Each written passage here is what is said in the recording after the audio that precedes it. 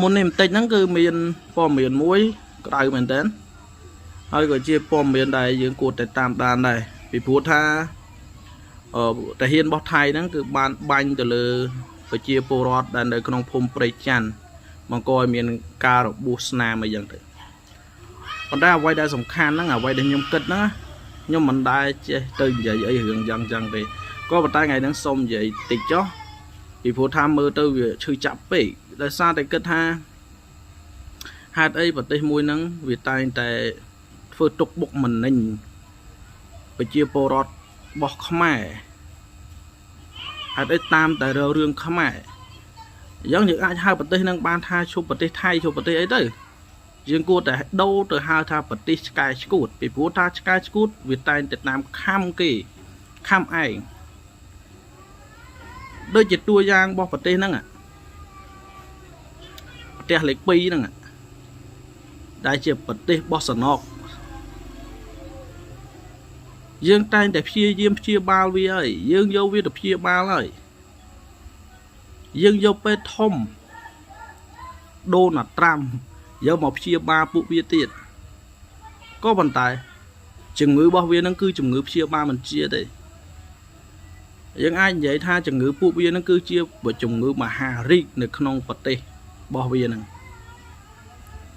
ពីព្រោះថាយើងគិតទៅប្រជាជនរបស់វានិយាយលេស្ដាប់គ្នាហ្នឹង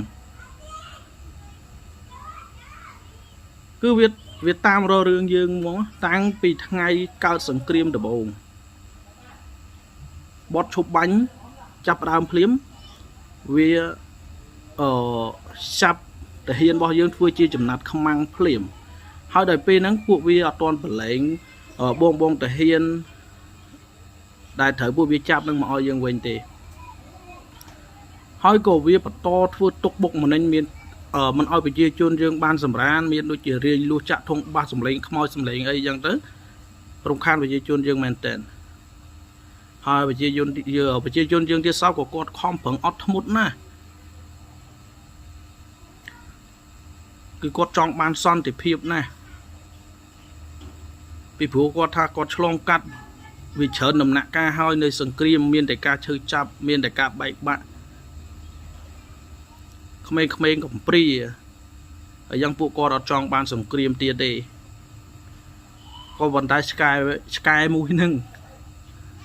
ហើយឆ្កែប្រទេសជិតខាងគឺវាតែងតែតាមខំព្យាបាទប្រជាជនយើងរហូតដូចថ្ងៃហ្នឹងអញ្ចឹងគឺវាបានតាហ៊ានថៃហ្នឹងគឺបានបាញ់មកលើប្រជាជនដែលនៅក្នុងភូមិព្រៃច័ន្ទណាធ្វើឲ្យគាត់នឹងរបួស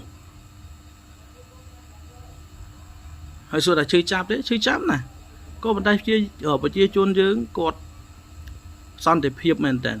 ចិត្តរបស់គាត់នឹងគឺចិត្តសន្តិភាពគេថាសន្តិភាពផ្លូវចិត្តគាត់អត់ធ្មត់ណាស់គាត់មិនចង់បានសង្គ្រាមទៀតទេហេតុអីបានអ្នកឯងចេះតែចង់បង្កើតសង្គ្រាមណែគេថាសង្គ្រាមសបាយមែនឃើញមកវឹកមុនការចម្លៀសពួកប្រជាជនដែលគាត់នៅខាងព្រំដែនមានម្នាក់ដែលគាត់ចាស់ហើយគាត់បានស្រែកថាគាត់អត់ចង់បានសង្គ្រាមទៀតទេសង្គ្រាមវាតែងតែធ្វើឲ្យមនុស្សនឹងបាត់បង់បងប្អូនកូនចៅឃើញសង្គ្រាមណាដែលចំណេញអត់ចំណេញទេមានតែខាត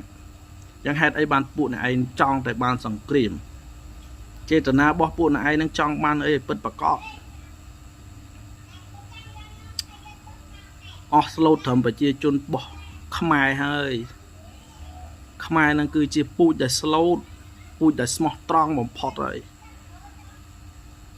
ល្មមបានហើយឈប់បានហើយឈប់ធ្វើបាបខ្មែរទៀតទៅណែឯងគិតតែធ្វើបាបខ្មែរឲ្យពួកណែឯងសុបាយក៏ប៉ុន្តែណែដឹងអត់ថាកូនក្មេងស្ត្រីពោះធំមនុស្សចាស់ដែលនៅតាមព្រំដែនហ្នឹងពួកគាត់សុបាយជាមួយណែឯងអត់កំពុងតែដេកគ្រាប់ហោះលើផ្ទះឲ្យសួរថាសុបាយចិត្តអត់ពួកគាត់អត់សុបាយចិត្តទេណែឯងគួរតែយល់កន្លែងហ្នឹងហើយថ្នាក់ដឹកនាំរបស់កម្ពុជាគាត់តែងតែខ្នះខ្នែងណាដើម្បីសម្រួលឲ្យប្រទេសទាំងពីរហ្នឹងមានសន្តិភាពក៏ប៉ុន្តែប្រទេសនេះឯងហ្នឹងអត់ចង់បានសន្តិភាពទេ vậy này tóc mù hơi vậy này ông phải chung miền đôn là tram chia bát thiên hơi chỉ nè sầm rộp sầm ruột hơi hai đây phụ này nữa tại chờ đặc bài nâng đại dân nhom xôm hai bát thiên này thay chia bát thiên sky school bị phụ ta tam kham mình lên nhớ chắp bên ngày nâng tới nè ngọc này chụp hai thà thay đi tới chụp hai thà xiêm đi tới bà hai thà xiêm nó cứ về xiêm hay xiêm riệp nó cứ xiêm về tranh có vận tải thay nó cứ dừng bạch hai đi tới hai thà bát thiên sky school bị phụ với school đó thôi ta phụ với lệ đang khó thử ở ấy nè nó hay bị tao nó cứ miền tập bắp năng đấy đồng bày ở nó khi update bỏ miền hơi complete tam tan ở bỏ miền thông mấy tầng lọc này năng số một con